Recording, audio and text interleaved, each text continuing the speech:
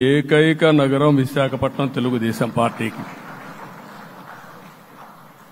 అదే మారిగా ప్రజల్లో గణనీయమైనటువంటి అభిమానం జనసేన అధినేత పవన్ కళ్యాణ్ గారిపైన ఉంది.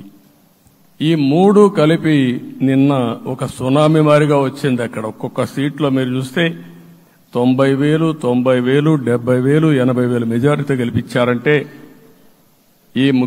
ఆనాటి ముఖ్యమంత్రి విశాఖపట్నాన్ని రాజధానిగా చేస్తాను, ఎన్నికలవుతానే అక్కడే ప్రమాణ స్వీకారం చేస్తానంటే నువ్వు రావద్దు అని ప్రజా తీర్పిచ్చిన రాజధాని నగరం విశాఖ నగరం. అంటే ఎలాంటి టెంప్టేషన్ కూడా లొంగలేదు వాళ్ళు. ఇది ఒక అనుభూతి. విశాఖపట్నాన్ని మర్చిపోయే సమస్య లేదు. తగిన గుర్తింపు ఇస్తాం, అభివృద్ధి చేస్తాం. ఇంకొక పక్క కర్నూలుని కూడా ఇదే మారిగా చెప్పి కర్నూలుని జ్యుడిషియల్ క్యాపిటల్గా చేస్తామని కడాన ఏమీ చేయకుండా వదిలిపెట్టినటువంటి వ్యక్తి. ఈరోజు మీరు ఒక్కసారి గుర్తుపెట్టుకోవాల్సింది, నేను చాలా ఎన్నికలు చూశాను కానీ రాయలసీమలో వన్ సైడ్ ఎన్నికలు జరిగాయి. బ్రహ్మాండంగా ఓట్లేశారు. ఓట్లేయడమే కాదు, ఊహించినటువంటి మెజార్టీస్ ఇచ్చారు. ఇది నేను కొంచెం భయపడ్డాను బిగినింగ్లో, కానీ ఊపు చూసిన తర్వాత మాత్రం అనిపించింది అందరూ ఎక్స్పెక్ట్ చేశారు రాయలసీమలో కొంచెం ఇబ్బంది ఉంటుందని. అలాంటి రాయలసీమ తిరుగుబాటు చేసే పరిస్థితికి వచ్చింది. దానికి కూడా మన అందరి మీద బాధ్యత ఉంది. కర్నూలుని అన్ని విధాలా అభివృద్ధి చేసే బాధ్యత Telugu Desam party, Janasena, BJP, NDA కూటమి తీసుకుంటామని కూడా హామీ ఇస్తున్నాను.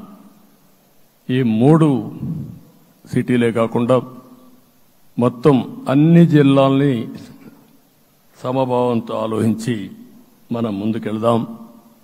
ఇంకొక పక్క మనలో ఏ కోశాన కూడా అహంకారం ఉండకూడదు, అరాచకం అనేది ఎక్కడా కనిపించకూడదు. ఈ రాష్ట్రంలో అశాంతికి చోటు అనేది లేకుండా ముందుకు పోవాల్సిన అవసరం ఉంది.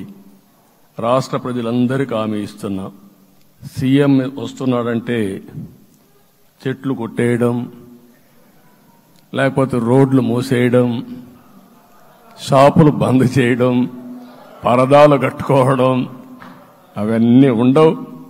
సీఎం కూడా ఒక మామూలు మనిషిగానే వస్తా,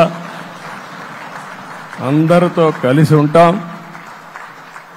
నేను సీఎంగా ఉన్నా మా మిత్రుడు పవన్ కళ్యాణ్ గారు ఏ హోదాలో ఉన్నది కూడా రేపు అనౌన్స్ చేసుకుంటాం. మేమందరం కూడా సామాన్యమైన వ్యక్తులుగానే వస్తాం మీ దగ్గరికి. మీలో ఒక వ్యక్తిగా ఉంటాం. మాకు హోదా సేవ కోసరం తప్ప పెత్తనం కోసరం కాదు. ఆ విషయం ప్రజలందరికీ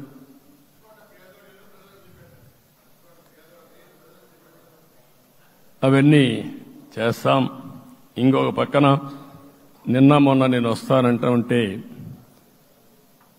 వాళ్ళకు కూడా తెలుసు కాబట్టి ఎన్డీఏ అభ్యర్థిగా అంటే శాసనసభ నాయకుడికి ఎన్నుకుంటారనే ఉద్దేశంతో, ముఖ్యమంత్రి అవుతాను ఉద్దేశంతో రోడ్లన్నీ కూడా నిలిపేస్తాను. నేను ఒకటే చెప్పాను, మేము వచ్చినప్పుడు ఒక్క నిమిషం ఒక సిగ్నల్కి ఇంకొక సిగ్నల్కి కొద్దిగా గ్యాప్ పెట్టుకోండి.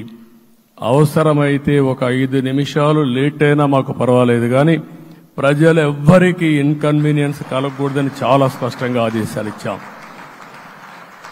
కాబట్టి అవన్నీ మనం చేద్దాం.